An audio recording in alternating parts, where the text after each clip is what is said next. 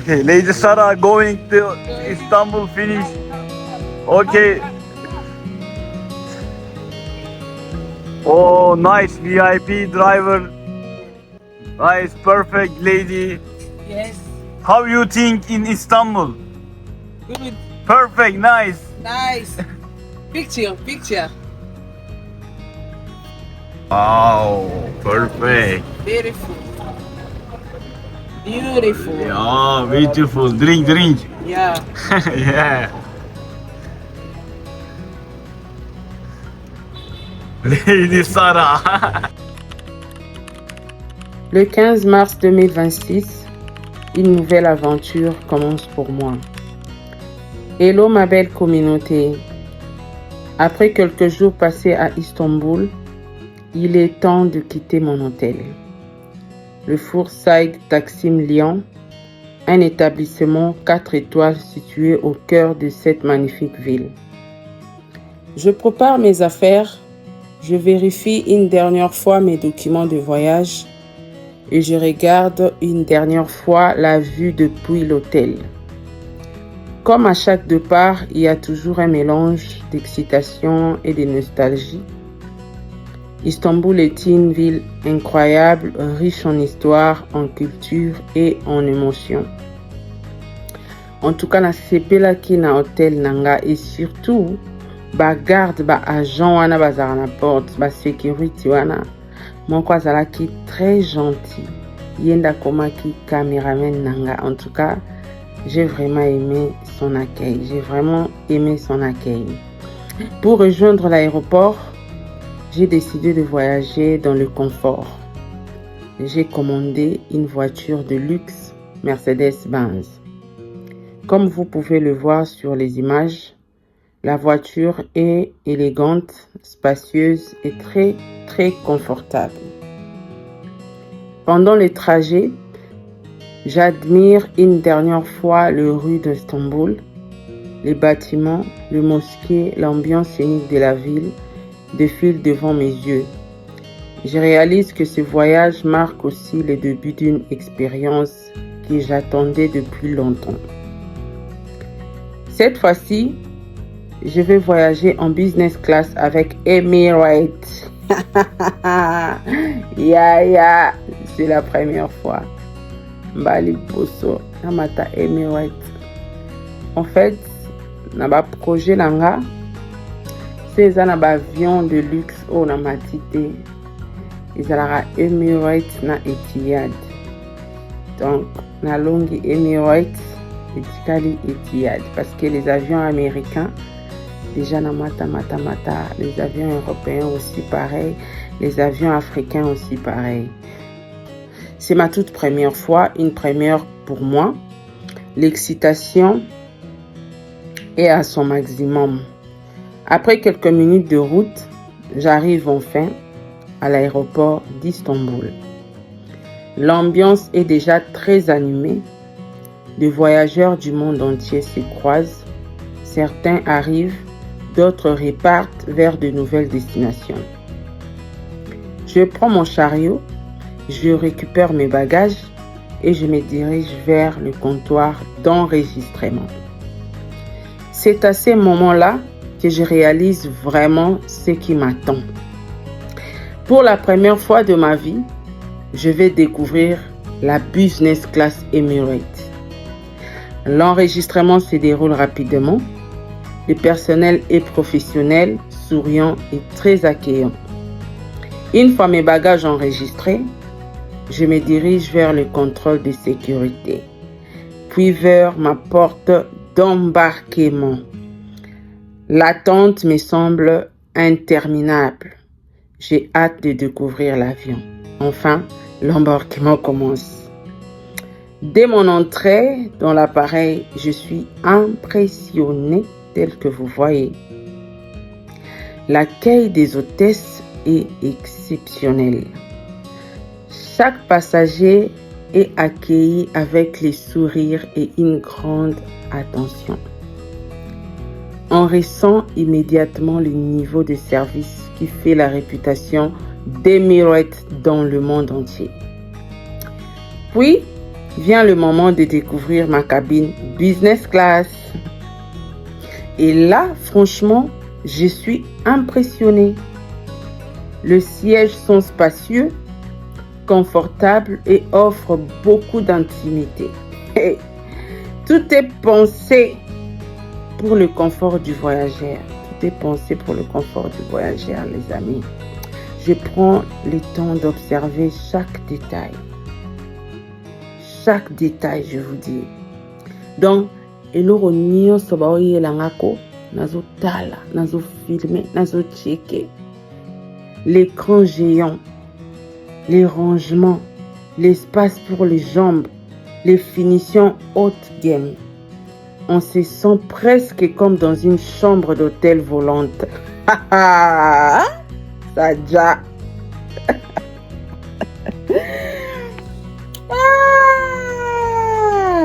Quelques instants plus tard, l'équipage commence les services.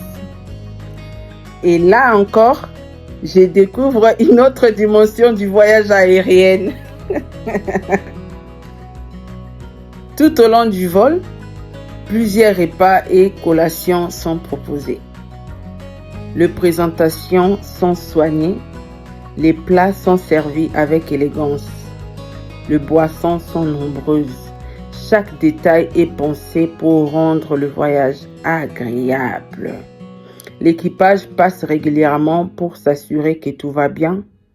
Je profite pleinement de cette expérience.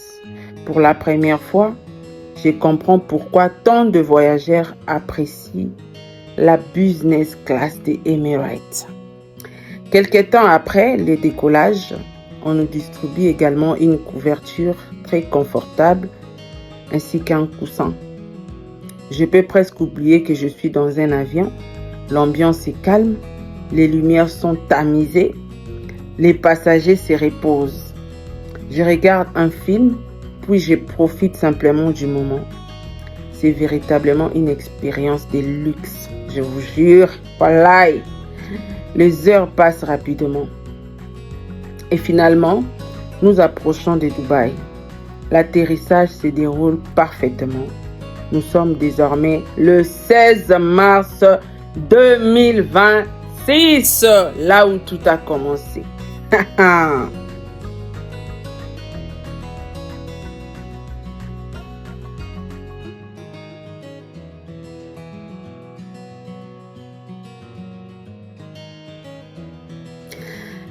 À ces moments-là, je pense simplement à mon prochain vol qui doit me conduire vers Guangzhou en Chine.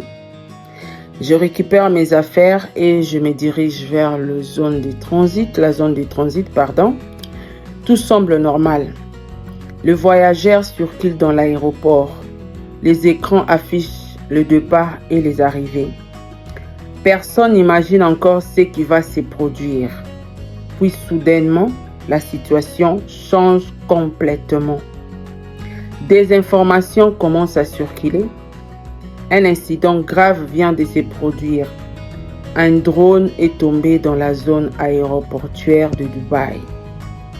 Selon les premières informations, il aurait provoqué un incendie à proximité d'infrastructures liées aux opérations aériennes. Très rapidement, les autorités prennent des mesures. La sécurité devient la priorité absolue. Les vols commencent à être suspendus. Les annonces se multiplient dans l'aéroport. Les voyageurs sont inquiets. Personne ne sait exactement ce qui va se passer. Les minutes passent, les heures passent, puis la nouvelle tombe. Mon vol vers la Chine est annulé, comme de nombreux autres vols. À cet instant, la fatigue du voyage laisse place à l'incertitude. De milliers de passagers se retrouvent bloqués. L'aéroport devient extrêmement chargé. Les équipes au sol tentent d'organiser la situation. Des files d'attente se forment partout.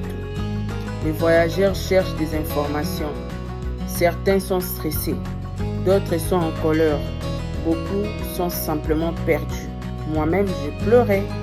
Les autorités décident finalement d'évacuer certaines zones. nous sommes invités à quitter l'aéroport. L'ambiance est particulière. On ressent la tension, l'inquiétude et surtout l'incertitude. À cause du contexte régional et des événements liés au conflit que tout le monde connaît, beaucoup de voyageurs craignent une aggravation de la situation. Personnellement, je dois avouer que j'ai eu peur, j'ai pleuré les amis. Quand on entend parler d'un drone, d'un incendie et de l'arrêt complet des opérations aériennes, on réalise à quel point certaines situations peuvent devenir imprévisibles. Heureusement, les compagnies aériennes et les autorités commencent à organiser l'hébergement des passagers bloqués. Pour ma part, je suis transféré vers le Copthorne Hotel. Deux bus sont mis à disposition. Nous montons à bord avec nos bagages. Les trajets commencent. Na bandi nanga kolela nzela. Nazolela nzela. Mama Murazaki pembe nanga azolela. Abengi bana na téléphone azolela bilebiteloni netinda kiye. Entre-temps, ngana o recevoir appel tellement que j'avais publié sur mes réseaux sociaux. Je reçois beaucoup d'appels de la part de ma communauté. Est-ce que ça va? Comment tu t'es arrivé là-bas? Est-ce que tu ne savais pas? Pourquoi tu as pris Emirates? En tout cas, j'étais vraiment stressée avec les appels. À travers la fenêtre, je regarde le rue de Dubaï défiler. Mais cette fois-ci, je ne profite pas vraiment du paysage. J'ai réfléchi à tout ce qui vient de se passer. Je pense à ma famille. Je pense à la suite de mon voyage. Je me demande quand je pourrai finalement rejoindre la Chine. L'ambiance dans le bus est silencieuse. Tout le monde pleure. Tout le monde est stressé. Tout le monde est inquiet. Beaucoup de voyageurs sont fatigués. Certains consultent des actualités sur leur téléphone. D'autres essayent simplement de se reposer. Après quelques temps, nous arrivons enfin à l'hôtel. Le personnel nous accueille et nous remet nos chambres. J'étais stressée. Je n'ai pas pu filmer même l'arrivée, même l'hôtel, parce que je n'avais même pas de courage. Je ne savais pas quand est-ce que je vais quitter le Dubaï. À chaque fois, on reçoit les informations. Il y a une drone qui est tombée à gauche, à droite. En tout cas, je n'étais pas vraiment à l'aise. À ce moment-là, une seule chose compte, c'est reposer. Cette journée aura été beaucoup plus longue que prévu. Je profite de ma chambre pour reprendre de force. J'essaie également de suivre les informations concernant le vol. Personne ne sait encore précisément quand le trafic reviendra à la normale. La nuit passe. Heureusement, les nouvelles du lendemain sont plus rassurantes. Les opérations aériennes reprennent progressivement. Les compagnies réorganisent le passager bloqué. Et finalement, nous recevons la confirmation que nous pourrons repartir. Le lendemain matin, nous sommes récupérés à l'hôtel. Un nouveau transfert est organisé vers l'aéroport. Cette fois-ci, l'ambiance est différente. On sent un soulagement général. Tout le monde espère que cette fois sera la bonne. Nous arrivons à l'aéroport. Les procédures commencent. Enregistrement, contrôle de sécurité, vérification des documents, puis attente à la porte d'embarquement. Après toutes les émotions vécues ces dernières 24 heures, je suis simplement heureux de voir mon vol maintenu. Lorsque l'embarquement commence, je ressens un immense soulagement. L'aventure peut enfin continuer. Direction Guangzhou en Chine. Les amis, j'étais en première classe, mais stressée. Vous allez voir dans mon visage que j'étais stressée. esengo ezalaki tata ya kofilme bakabine ya kosala matalana yaya stress comme pas possible. Une nouvelle étape m'attend, mais cette expérience restera gravée dans ma mémoire. Ce voyage qui devait être un simple transit s'est transformé en une aventure inattendue. Entre le départ d'Istanbul, la découverte exceptionnelle de la business class Emirates, l'escale à Dubaï, l'incident qui a paralysé l'aéroport, la nuit à l'hôtel et finalement le départ de la Chine. Vers la Chine, j'ai vécu des moments intenses que je n'oublierai jamais. Jamais, jamais. Comme quoi, en voyage, tout ne se passe pas toujours comme prévu. Mais ce sont souvent ces imprévus qui créent le souvenir le plus marquant. Merci d'avoir suivi cette aventure avec moi et rendez-vous dans la prochaine étape de ce voyage en Chine. À très bientôt. Au revoir.